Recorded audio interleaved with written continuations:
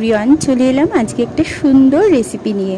তো এটা হচ্ছে ওটস অমলেট। আমি ওয়েট লসের জন্য মাঝে মাঝেই ওটস খাই, কিন্তু সব সময় না এমনি ওটস একদমই ভালো লাগে না, তাই ভাবলাম আজকে একটা অমলেট করে নেবো। তো দেখো, এখানে পেঁয়াজটাকে কুচি কুচি আগেই করে রেখে দিয়েছি, আর তারপরে একটু ধনেপাতা কুচি নিয়েছি, একটু লঙ্কা কুচি নিয়েছি, আর একটু টমেটো কুচি নেব। তোমরা এর সাথে বিনসও দিতে পারো, গাজরও দিতে পারো।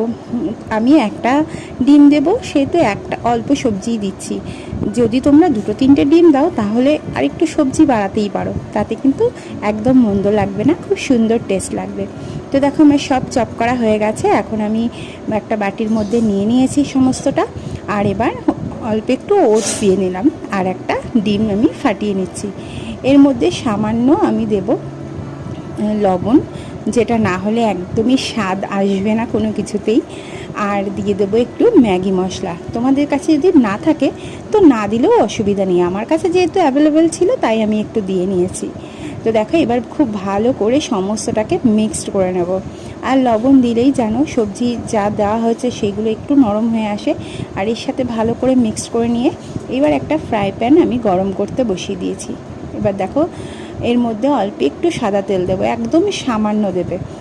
তা দেওয়ার পরে দিয়ে দেবো এবার আমার এই সমস্ত মিক্সিংটা দেওয়ার পরে একটু ভালো করে স্প্রেড করে দেব, কারণ সবজিগুলো রয়েছে, না হলে সবজিগুলো শক্ত শক্ত থাকতে পারে। একটু সিদ্ধ হতে তো হবে, ওই জন্য ভালো করে স্প্রেড করে দিচ্ছি। আর আমি একটু কমিয়ে দিয়েছিলাম, কারণ পুরো যেহেতু অনেকটা সবজি দেওয়া আছে, তো সেহেতু একটু কমিয়ে ভালো করে ভেজে নিতে হবে। তো দেখো, আমার নিচের দিকটা বেশ ভালোভাবে হয়ে গেছে, এবার ওপরের দিকটাও খুব ভালো করে ভেজে নিয়েছি। তো দেখো, খুব সুন্দর করে কিন্তু সবজিটা আমার একদম নরম হয়ে গেছে, আর অমলেটটাও অনেকটা বড় হয়েছে। আর এটা না খেলে বেশ পেটটা ভালোই ভরে যায়, আর ওয়েট লসের জন্য খুবই সুস্বাদু আর খুবই ভালো। তোমরা একবার ট্রাই করে অবশ্যই আমাকে জানিও কেমন।